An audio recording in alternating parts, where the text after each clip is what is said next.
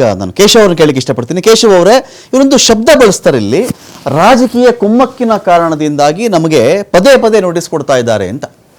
ರಾಜಕೀಯ ಕುಮ್ಮಕ್ಕು ಅಂದರೆ ಯಾರಿರಬಹುದು ಅಂತ ಒಂದು ಸಣ್ಣ ಕುತೂಹಲ ನನಗೆ. ಅದು BJP ಅವರ ಅಥವಾ JDS ಅವ್ರ ಕುಮ್ಮಕ್ಕಿಂದ ಇವರಿಗೆ ಮತ್ತೆ ಮತ್ತೆ ನೋಟಿಸ್ ಹೋಗ್ತಾ ಇದೆಯಾ, ಅಥವಾ ಕಾಂಗ್ರೆಸ್ ಅವರಿಂದ ನೋಟಿಸ್ ಹೋಗ್ತಾ ಇದೆಯಾ, ಅಥವಾ JDU ಇಂದ ಏನಾದರೂ ಹೋಗ್ತಾ ಇದೆಯಾ, LJPನ? ಇದು ನನಗಿದು ಅರ್ಥ ಆಗಲಿಲ್ಲ. ಯಾಕೆ ಅಂತ ಹೇಳಿದ್ರೆ, ಯಾವ ದೂರುದಾರರು SIT ತನಿಖೆಗೆ ಒಪ್ಪಿಸಿದಾಗ ಬಹಳ ಖುಷಿ ಪಟ್ಟಿದ್ರು, ಈಗ ನಾವು ಸಹಕರಿಸ್ತಾ ಇದ್ದೀವಿ ಅಂತ ದೂರುದಾರರು ಹೇಳಿದ್ರು, SIT ಅದ್ಭುತವಾಗಿ ಕೆಲಸ ಮಾಡ್ತಿದೆ, ನಮ್ಗೆ ಇದ್ರ ಬಗ್ಗೆ ಅನುಮಾನಗಳಿಲ್ಲ, ಸರಿಯಾದ ದಿಕ್ಕಿನಲ್ಲಿ SIT ತನಿಖೆ ಸಾಕ್ತಿದೆ ಅಂತ ಎಲ್ಲಿವರೆಗೆ ಅವ್ರು ಹೇಳ್ಕೊಂಡು ಬರ್ತಾ ಇದ್ರು ಅಂತ ಹೇಳಿದ್ರೆ, ಎಷ್ಟು ದಿನಗಳ ಕಾಲ JCB ಓಡಾಡ್ತಾ ಇತ್ತು, ಇಟಾಚಿ ಓಡಾಡ್ತಾ ಇತ್ತು, ಎಷ್ಟು ದಿನ ಗುಂಡಿ ಅಗಿತಾ ಇದ್ರು, ಎಷ್ಟು ದಿನ ಚಿನ್ನಯ್ಯ ಎಸ್ಕಾಟಲ್ಲಿ ಬರ್ತಾ ಇದ್ರು, ಅಷ್ಟು ದಿನ ಅವ್ರಿಗೆ ಓಕೆ ಇತ್ತು. ಇವರು ವಿಚಾರಣೆ ಮಾಡಿದಾಗ ಇಲ್ಲಿ ರಾಜಕೀಯ ಕುಮ್ಮಕ್ಕು ಅಂತ ಹೇಳಿದಾಗ ಸಮಾಜಕ್ಕೆ ಆಗಲಿ ಜನಗಳಿಗೆ ಆಗಲಿ ತಪ್ಪು ಅಂತ ಅನ್ಸಲ್ವಾ ಅದು ರಾಜಕೀಯ ಕುಮ್ಮಕ್ಕು ಅಂತ ಹೇಳಿದ್ರೆ? ತಮಗೆ ನೆನಪಿಗೆ ಗೊತ್ತಿಲ್ಲ, ನಾನು ಪ್ರಥಮವಾಗಿ ಒಂದು ಡಿಬೇಟ್ ಅಲ್ಲಿ ಹೇಳಿದೆ, ಈಗ SIT ಅನ್ನು ಅವರು ಹೊಗಳ್ತಾರೆ, SIT ಅನ್ನು ಬೇಕಾದಷ್ಟು ಅವರಿಗೆ ಬೇಕು, ಎಷ್ಟೋ ತನಕ ಅವರು ಅವರಿಗೆ ಸರಿಯಾದಂತಹ ರಿಸಲ್ಟ್ ಬರ್ತದೆ ಅಷ್ಟೋ ತನಕ ಅವರು ಹೊಗಳ್ತಾರೆ. ನಾಳೆ ಏನಾದ್ರೂ ತಿರುಗಿ ಬಿದ್ದಾಗ ಅವರು ಅವರಿಗೆ ಅಮೆರಿಕದಿಂದ ಯಾವುದೇ ಒಂದು ಸಂಸ್ಥೆಗೊಂದು ತನಿಖೆ ಮಾಡಿದ್ರು ಕೂಡ ಅದರ ವಿರುದ್ಧ ತಿರುಗಿ ಬೀಳುವಂತ ಗ್ಯಾಂಗ್ ಇದೆ. ಅವರಿಗೆ ಯಾವತ್ತೂ ಸಮಾಧಾನವೇ ಇಲ್ಲ. ಅವರಿಗೆ ಏನು ಹೇಳಿದ್ರೆ ಅವ್ರು ಹೇಳಿದ್ದೇ ಸತ್ಯ, ಅವರದ್ದೇ ಸಂವಿಧಾನ, ಅವರದ್ದೇ ಜಡ್ಜ್ಮೆಂಟ್, ಅವರದ್ದೇ ನ್ಯಾಯಾಲಯ, ಅವರದ್ದೇ ಪೊಲೀಸ್ ಡಿಪಾರ್ಟ್ಮೆಂಟ್, ಅವರ ಒಂದು ತನಿಖೆ ಸಂಸ್ಥೆಯಾಗಿ ಮಾಡಿದ ಅಂತ ಒಂದು ಟೀಮ್ ಆಗ್ಬೇಕು ಅಂತ ಹೇಳುವಂತ ಒಂದು ಬಯಕೆ ಅವ್ರಿಗಿತ್ತು. ಬಹುಶಃ ನಾವು ಇಲ್ಲಿ ಗ್ರಾಮಸ್ಥರಾಗಿದ್ದುಕೊಂಡು ಅಥವಾ ಊರಿನವರು ಲೋಕಲ್ ಪೀಪಲ್ ಆಗಿದ್ದುಕೊಂಡು ನಾವು ಬಹಳಷ್ಟು ಕಷ್ಟಗಳನ್ನು ಇಲ್ಲಿ ಅನುಭವಿಸಿದ್ದೇವೆ. ಅಂದ್ರೆ ತಾವೀಗ ಹೇಳಿದಾಗೆ ಏನು ಇದರಲ್ಲಿ ಬರ್ತಿದ್ರು, ಎಸ್ಕಾಟ್ ಅಲ್ಲಿ ಬರ್ತಿದ್ರು, ಒಂದು ಬರುವಂತದ್ದು, ಅಲ್ಲಿ ಬಂದು ಅಷ್ಟು ಜನ ನೋಡುವಂತದ್ದು, ಆಮೇಲೆ ಇಲ್ಲಿ ಕ್ಷೇತ್ರವನ್ನು ದೂಷಣೆ ಮಾಡುವಂತ ವರ್ಗಗಳು, ಇಲ್ಲಿ ಬಂದು ಜನರು ಒಂದು ತರ ಕ್ಷೇತ್ರವನ್ನು ಅವಮಾನ ಮಾಡಿ ಹೇಳುವಂತದ್ದು ಅಥವಾ ಅನುಮಾನದಿಂದ ನೋಡುವಂತದ್ದು, ಇಂಥದ್ದೆಲ್ಲ ಇಲ್ಲಿ ಸೃಷ್ಟಿಯಾಗಿತ್ತು. ಸುಮಾರು ಜುಲೈಯಿಂದ ಮೊನ್ನೆ ತನಕ ಕೂಡ ಈ ಕೇಸ್ ಸೃಷ್ಟಿ. ಯಾವಾಗ ಇದು ಅವರಿಗೆ ಉಲ್ಟಾ ಹೊಡಿತು, ಇದರಲ್ಲಿ ತಿರುಳಿಲ್ಲ ಅಂತ ಕಂಡಿತು. ಇದು ಹೇಳ್ತಿರೋದೆಲ್ಲ ಬುರುಡೆ ಗ್ಯಾಂಗ್ ಏನು ಹೇಳ್ತಿದ್ರು ಇದೆಲ್ಲ ಸುಳ್ಳು ಅಂತ SIT ಕಂಡು ಅವರಿಗೆ ತಿರುಗಿ ಬಿದ್ದಾಗ SIT ಸರಿ ಇಲ್ಲ, SIT ಅವರು ಸರಿ ಇಲ್ಲ, ಸರ್ಕಾರ ಸರಿ ಇಲ್ಲ, ರಾಜ್ಯಕ್ಕೆ ಒತ್ತಡ ಬೀಳ್ತಾ ಇದೆ. ಯಾರು ರಾಜ್ಯಕ್ಕೆ ಒತ್ತಡ ಇವರಿಗೆ ಬೀಳ್ತಾ ಇದೆ? ಇಲ್ಲಿ SIT ಮಾಡಿದ ಸರ್ಕಾರ ಮಾಡಿದ್ದು, ಯಾರ ಒತ್ತಡ ಇವರಿಗೆ ಬೀಳ್ಬೇಕು? ಹಾಗಾದ್ರೆ ಅಂದ್ರೆ ಇವ್ರು ಏನು ಬಹಳ ಹೊಗಳ್ತಾ ಇದ್ರು, ಇದು ಸರಿ ಇದೆ, ಅವ್ರು ಹೇಳಿದಂತ ಏನು ಚೀಫ್ ಇದೆಯಾ ಅವರನ್ನೇ ಮಾಡಿದ್ರು. SIT ನಿಮಗೆ ನೆನಪಿರ್ಬೋದು ಸರ್, ಓಜ್ವಲ್ ಬಹುಶಃ ನಾನು ಅವ್ರ ಹೆಸರು ಮಾಡ್ತೋದೆ, ಇಬ್ರು ಲಾಯರ್ಸ್ ಲೆಟರ್ ಬರೀತಾರೆ, ಏನೋ ಸರ್ಕಾರಕ್ಕೆ ಲೆಟರ್ ಬರೀತಾರೆ, ಇಂಥವರೇ ಮಾಡ್ಬೇಕು, ಚೀಫ್ ಆಗಿ ಮೊಹಂತಿ ಸರೇ ಇರ್ಬೇಕು ಅಂತ ಹೇಳಿ ಅವರೇ ಬರ್ತಂತ ಇದು, ಅವರನ್ನೇ ನೇಮಕ ಮಾಡಿತ್ತು. ಈಗ ಅವರ ಮೇಲೆ ಇವರು ಡೌಟ್ ಮಾಡಿದಾಗೆ ಅಲ್ವಾ? ಆ ವಕೀಲರುಗಳು ಎಲ್ಲಿದ್ದಾರೆ ಈಗ? ಈಗ ಯಾಕೆ ಇವರು ಸ್ಟೇಗೆ ಹೋಗ್ತಿದ್ದಾರೆ? ಸರಿಯಾಗಿ ತನಿಖೆ ಆಗ್ಲಿ. ನಮ್ಮ ನಿವೃತ್ತ SP ಸರ್ ಹೇಳಿದಾಗೆ ತನಿಖೆ ಆದಾಗ ತಾನೇ ಇದು ಹೊರಗೆ ಬರುದು. ನಮ್ಮ ವಕೀಲರು ಹೇಳಿದಾಗ ಈಗ ಸರಿಯಾಗಿ ವಿಚಾರಣೆ ನಡೆದಾಗ ಅಲ್ಲಿ ಎವಿಡೆನ್ಸ್ ಇದೆಯಾ ಇಲ್ಲ ಮತ್ತೆ ಬರ್ಬೇಕಲ್ಲ. ಇವರಿಗೆ ಈಗ ಯಾಕೆ ಬಯಸುವಾಗಿ ಏನು ಬಂಧನ ಮಾಡ್ತಾರೆ ಅಂತ ಇವರಿಗೆ ಅನಿಸಿತು? ನೀವು ವಿಚಾರಣೆಗೆ ಬರೋದಿದ್ರೆ ನಿಮ್ಮನ್ನು ಬಂಧನ ಮಾಡ್ಬೇಕಾಗ್ತದೆ ಅಂತ ಹೇಳುವಂತ ನೋಟಿಸ್ ಅನ್ನು SIT ಕೊಟ್ಟಿದೆ. ಇವರು ಅದನ್ನು ಅರ್ಥ ಮಾಡ್ಕೊಂಡು ನಮ್ಮನ್ನೇ ಬಂಧನ ಮಾಡ್ಲಿಕ್ಕೆ ಹೊರಟಿದ್ದಾರೆ ಅಂತ ಯಾವ ಅರ್ಥದಲ್ಲಿ ಹೇಳ್ತಾ ಇದ್ದಾರೆ? ಅಥವಾ ಇವರಿಗೆ ಅದರಲ್ಲಿ ಕ್ಲೂ ಸಿಕ್ಕಿದ?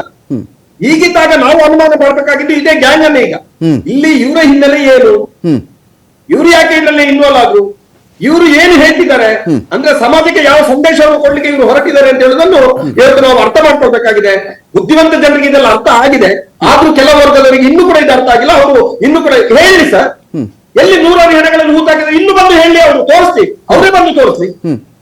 ಫೈನ್. ಸಂಕೇತ್ ಸರ್ ನಂದೊಂದು ಪ್ರಶ್ನೆ ಇದೆ ಸರ್. ಇಲ್ಲಿ ಈಗ ಯಾವುದೇ ಕೇಸಲ್ಲಿ ಸರ್, ಈಗ ನಿವೃತ್ತ SP ಕೂಡ ಇಲ್ಲಿದ್ದಾರೆ, ಒಂದು ಹೆಣ ಹೂತ್ಬಿಟ್ಟಿದ್ದೀನಿ ನಾನು, ಅದು 1 ವರ್ಷ ಹಿಂದೆ ಹೂತೆ ಅಂತ ಹೇಳಿದ್ರು, ಅದೇ 3 ದಿನದ ಹಿಂದೆ ಹೂತ್ಬಿಟ್ಟೆ, ಯಾರೋ ಫೋರ್ಸ್ ಮಾಡಿಬಿಟ್ರು, ಇಲ್ಲಿ ಹೂಳಲೇಬೇಕು ನೀನು ಅಂತ ಹೇಳಿದ್ರು, ನಾನು ಹೂತ್ಬಿಟ್ಟೆ ಅದನ್ನ ಅಂತ ಒಬ್ಬ ವ್ಯಕ್ತಿ ಬಂದು ಹೇಳಿದಾಗ, ನನ್ನ ನಾಲೆಡ್ಜ್ ಪ್ರಕಾರ ಅವನನ್ನೇ ಮೊದಲು ಆರೋಪಿಯನ್ನಾಗಿ ಮಾಡ್ಕೋತಾರೆ, ಸಾಕ್ಷ್ಯನಾಶದ ಆರೋಪಿಯನ್ನಾಗಿ ಪರಿಗಣಿಸ್ತಾರೆ ಅವರು. ನೀನು ಯಾಕಯ್ಯ ಹೂಳಕ್ಕೆ ಮುಂಚೆ ಬಂದು ನಮ್ಮ ಸ್ಟೇಷನ್ಗೆ ಹೇಳ್ಬಾರ್ದಾಗಿತ್ತು, ನೀನು ಹೋಗ್ಬಿಟ್ಟು ಹಾರೆ ಪಿಕಾಸಿ ತಗೊಂಡು ನೀನು ಹೂತ್ಬಿಟ್ಟು ಇವಾಗ ಬಂದಿದ್ಯಾ ಅಂತ ಫಸ್ಟ್ ಅಲ್ಲಿಂದ ಶುರುವಾಗೋದು. ಸೊ ಈ ಕೇಸಲ್ಲಿ ನಮ್ಗೆ ಇಲ್ಲಿವರೆಗೂ ಅಪಾರ್ಟ್ ಫ್ರಮ್ ಚಿನ್ನಯ್ಯ ಬೇರೆಯವರನ್ನು ಯಾರನ್ನೂ ಅರೆಸ್ಟ್ ಮಾಡಿದಾರೆ ಅಂತ ನಮಗೆ ಗೊತ್ತಿಲ್ಲ ಸರ್, ಅರೆಸ್ಟ್ ಮಾಡ್ದಂಗೆ ಇಲ್ಲ. ಸೊ ಇಲ್ಲಿ ಈ ಚಿನ್ನಯ್ಯ ಬಿಟ್ಟು ಉಳಿದವರು ನಮಗೆ ಬಂಧನ ಭೀತಿ ಇದೆ ಅಂತೇಳಿ ಇವತ್ತು ಕೋರ್ಟ್ ಮುಂದೆ ಹೇಳ್ಕೊಳ್ತಾ ಇದ್ದಾರೆ. ನವೆಂಬರ್ 12ವರೆಗೂ ನಿಮ್ಮನ್ನು ಅರೆಸ್ಟ್ ಮಾಡುವಂತಿಲ್ಲ, ವಿಚಾರಣೆ ಮಾಡುವಂತಿಲ್ಲ, ವಿಚಾರಣೆಗೆ ನೋಟಿಸ್ ಕೂಡ ಕೊಡುವಂತಿಲ್ಲ ಅಂತೇಳಿ ಹೈಕೋರ್ಟ್ ಒಂದು ವಿಚಾರ ಇಲ್ಲಿ ಹೇಳಿದೆ. ಇವತ್ತು FIR ರದ್ದು ಮಾಡುವಂತೆ ಇಲ್ಲಿ ಅರ್ಜಿ ಸಲ್ಲಿಸಿದ್ದಾರಲ್ಲ, ಇಲ್ಲಿ FIR ಅಂದರೆ ಯಾವ ವಿಚಾರದ FIR ಇದು, ಅದು ಯಾಕೆ ರದ್ದಾಗಬೇಕು, ಏನು ಕಾರಣಕ್ಕೆ ರದ್ದಾಗಬೇಕು ಅಂತ ನನ್ನ ಪಾಯಿಂಟ್. ಇದರಲ್ಲಿ 2 FIR ಬರ್ತವೆ ನನಗನ್ಸಿದ ಮಟ್ಟಿಗೆ. ಒಂದು ಈ ಚಿನ್ನಯ್ಯ ಅಥವಾ ಅನಾಮಿಕ ಅಂತ ಏನ್ ಹೇಳ್ತಾ ಇದ್ದಾರೆ ಮೊದಲು, ಅಥವಾ ಆತರ ಹೇಳ್ತಿದ್ರು, ಆ ಮನುಷ್ಯ ಕೊಟ್ಟಿರುವಂತ ಕಂಪ್ಲೇಂಟ್ ಒಂದು. ಆ ಕಂಪ್ಲೇಂಟ್ ಗೆ ಸಂಬಂಧಪಟ್ಟಂತೆ ಒಂದು ಹೇಳಿಕೆಯನ್ನು ಪಡೆಯಲಾಗಿರ್ತದೆ. ಆ ನಿಟ್ಟಿನಲ್ಲಿ ಎಕ್ಸಾಮಿನೇಷನ್ ಕೂಡ ಆಗಿರುತ್ತೆ. ಬೇರೆ ಬೇರೆ ಹಂತಗಳಲ್ಲಿ ಅದು ನಡೀತಾ ಇರುವಂತ ತನಿಖೆ. ಇದು ಒಂದು. ಆ ತನಿಖೆಯ ಮುಂದುವರಿದ ಭಾಗವಾಗಿ ಅವನ ಜೊತೆಗೆ ಯಾರ್ಯಾರು ಸಂಪರ್ಕದಲ್ಲಿದ್ದಾರೆ ಅಥವಾ ಯಾರ್ಯಾರ ಅದರ ಪಾತ್ರದ ಬಗ್ಗೆ ಅವನು ಹೇಳ್ತಾನೆ, ಆ ಮಾಹಿತಿ ಆಧಾರದ ಮೇಲೆ ಬೇರೆಯವರು ಸಂಬಂಧಪಟ್ಟಂಗ ನೋಟಿಸ್ ಅನ್ನು ಇಶ್ಯೂ ಮಾಡಿ ಆ ಕಾರ್ಯದಲ್ಲೂ ಕೂಡ ಅವರು ತನಿಖೆಯನ್ನು ಮಾಡ್ತಾ ಇರುವಂತದ್ದು. ಇದು ಒಂದು. ಇದಲ್ಲದೆ ಅವನ ಹೇಳಿಕೆ ಏನಾದ್ರು ಸುಳ್ಳು, ಅವನ ಹೇಳಿಕೆ ಮೋಸದಿಂದ ಕೊಟ್ಟಿರ್ತದೋ ಅಥವಾ ತಪ್ಪು ದಾರಿಗಿಳಿಯುತ್ತದೋ ಅಥವಾ ದುರುದ್ದೇಶದಿಂದ ಕೊಟ್ಟಿದ್ದಾನೆ ಅಂತ ಏನಾದ್ರೂ ಮಾಹಿತಿ ಸಿಕ್ಕಲ್ಲಿ ಇನ್ನೊಂದು FIR ಅನ್ನು ರಿಜಿಸ್ಟರ್ ಮಾಡಲಾಗ್ತದೆ. ಆ FIR ದಲ್ಲಿ ಅವನನ್ನ ಆರೋಪಿ ಮಾಡಲಾಗ್ತದೆ. ಯಾರು ಕಂಪ್ಲೇಂಟ್ ಮೊದಲು ಕೊಟ್ಟಿದ್ರು ಅಥವಾ ತಪ್ಪು ದಾರಿಗೆ ಎಳೆದಿದ್ರು, ಅವ್ರ ದುರುದ್ದೇಶದಿಂದ ಕೂಡಿತ್ತು ಅಂತ ನಾವೇನ್ ಹೇಳ್ತೀವಿ, ಅವ್ರನ್ನು ಕೂಡ ಆರೋಪಿ ಅಂತ ಮಾಡಲಾಗ್ತದೆ. ಜೊತೆಗೆ ಆ ಕೇಸಿಗೆ ಸಂಬಂಧಪಟ್ಟಂಗೆ ಅವನಿಗೆ ಬೇರೆ ಬೇರೆಯವ್ರದ್ದು ಯಾರ ಪಾತ್ರ ಇದೆ ಅಂತ ಅಲ್ಲಿ ತನಿಖಾ ಹಂತದಲ್ಲಿ ಗೊತ್ತಾದಾಗ ಅವ್ರನ್ನ ಒಬ್ಬೊಬ್ಬರನ್ನೇ FIR ದಲ್ಲಿ ಆಡ್ ಮಾಡ್ತಾ ಹೋಗ್ತಾರೆ. ಆರೋಪಿಗಳ ಸ್ಥಾನದಲ್ಲಿ ಅವ್ರಿಗೆ ನೋಟಿಸ್ ಕೊಡ್ತಾರೆ ಅಥವಾ ಮಾಹಿತಿಯನ್ನು ಪಡೆಯಲಾಗ್ತದೆ, ಅವ್ರ ಪಾತ್ರದ ಬಗ್ಗೆ ಮಾಹಿತಿ ಕಲೆಕ್ಟ್ ಮಾಡಲಾಗ್ತದೆ. ಎಲ್ಲದರ ಆಧಾರದ ಮೇಲೆ ಅವ್ರನ್ನು ಕೂಡ ಆರೋಪಿ ಅಂತ ಮಾಡಲಾಗ್ತದೆ. ಇದು ಒಂದು. ಈಗ ಮೊದಲನೇ ಕೇಸ್ ನಲ್ಲಿ ಈಗ ಎಷ್ಟು ಜನ ಆರೋಪಿ ಆಗಿದಾರೋ ಏನು ನನಗಿನ್ನೂ ಮಾಹಿತಿ ಇಲ್ಲ. ಅವ್ರನ್ನ ಎಲ್ಲ ಇದ್ರಲ್ಲಿ ನೋಟಿಸ್ ಕೊಟ್ಟಿರ್ಬೋದು, ಬಟ್ ಎಷ್ಟು ಜನ ಆರೋಪಿಗಳನ್ನು ಮಾಡಿದ್ದಾರೆ ಅಂತ ಮಾಹಿತಿ ಇಲ್ಲ. ಇದು ಒಂದು. ಎರಡನೇ ಕೇಸ್ ಅಂತ ನಾನು ಏನ್ ಹೇಳ್ತಾ ಇದ್ನಲ್ಲ, ಅದರ ಮುಂದುವರೆದ ಭಾಗವಾಗಿ ಏನ್ ನಡೀತಾ ಇದೆ ಅಂತ ಹೇಳ್ತಿದ್ರು. ಇದರಲ್ಲಿ ಸಾಕಷ್ಟು ಜನರಿಗೆ ಆಗಾಗಲೇ ನೋಟಿಸ್ ಅನ್ನು ಕೊಟ್ಟಿದ್ದಾರೆ. ಆ ನೋಟಿಸ್ ಅನ್ನ ಪಡೆದುಕೊಂಡವರು ಇವತ್ತು ಕೋರ್ಟ್ ಮುಂದೆ ಹೋಗಿರೋಂಥದ್ದು. ಅವ್ರು ಕೆಲವು ಜನ ಹೇಳ್ತಾ ಇರೋದು, ನಮಗೆ ಇದು ನಾನ್ ಕಾಗ್ನಿಸಬಲ್ ಅಫೆನ್ಸ್. ಇದು ನಾನ್ ಕಾಗ್ನಿಸಬಲ್ ಅಫೆನ್ಸ್ ಇದ್ದಾಗ ಇದಕ್ಕೆ ಸಂಬಂಧಪಟ್ಟಂಗೆ ತನಿಖೆ ಆಗ್ಬೇಕು ಅಂದ್ರೆ ಒಂದು ಕೂಲಂಕುಷವಾಗಿ ಆದೇಶ ಆಗಿರ್ಬೇಕು ಮ್ಯಾಜಿಸ್ಟ್ರೇಟ್ ಕೋರ್ಟ್ ನಿಂದ. ಈ ಕೇಸ್ ನಲ್ಲಿ ಮ್ಯಾಜಿಸ್ಟ್ರೇಟ್ ಕೋರ್ಟ್ ನಿಂದ ಆರ್ಡರ್ ಆಗದೆ ಇರೋದ್ರಿಂದ ಇದರಲ್ಲಿ ಇನ್ವೆಸ್ಟಿಗೇಷನ್ ಮಾಡೋದಕ್ಕೆ ಅಧಿಕಾರ ಇಲ್ಲ ಪೊಲೀಸರಿಗೆ ಅನ್ನೋದು ಒಂದು ವಾದ ಆಗಿತ್ತು. ಎರಡನೇದ್ದು, ಈ ಡಿಟೇಲ್ಡ್ ಸ್ಪೀಕಿಂಗ್ ಆರ್ಡರ್ ಇಲ್ಲದೆ ಇದ್ದಾಗ ಇನ್ವೆಸ್ಟಿಗೇಷನ್ ಆಗ್ಲಿ, ನೋಟಿಸ್ ಇಶ್ಯೂ ಮಾಡೋದಾಗ್ಲಿ, ಸಮನ್ಸ್ ಇಶ್ಯೂ ಮಾಡೋದಾಗ್ಲಿ, ಕರೆದು ಅರೆಸ್ಟ್ ಮಾಡೋದಾಗ್ಲಿ ಕಾನೂನಾತ್ಮಕವಾಗಿ ತಪ್ಪಾಗ್ತದೆ ಅನ್ನೋದ್ರ ಬಗ್ಗೆ ಎರಡನೇ ವಾದ ಆಗಿತ್ತು.